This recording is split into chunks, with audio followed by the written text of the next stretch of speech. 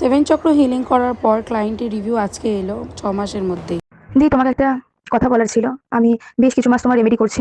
তোমার রেমেডি করে দিদি আগে থেকে আমার অনেক ভালো হয়েছে। আগে আমার প্রায় মন খারাপ থাকতো, কিন্তু সেটা আমার এখন হয় না। আগে সবসময় আমার কোনো কিছু না কোনো না কোনো খারাপ কিছু হতেই থাকতো, কিন্তু এখন সেরকম কিছু হয় না। অনেক আমি পজিটিভ এনার্জি পাচ্ছি, পজিটিভ নিজেকে ফিল করাতে পারি। আবার কিছু কিছু ক্ষেত্রে মন খারাপ হলেও সেখানে সেখানে আবার ওভারকাম করে নিতে পারি। আর দিদি, তুমি তোমার পাস্টের ব্যাপারে সবই জানো।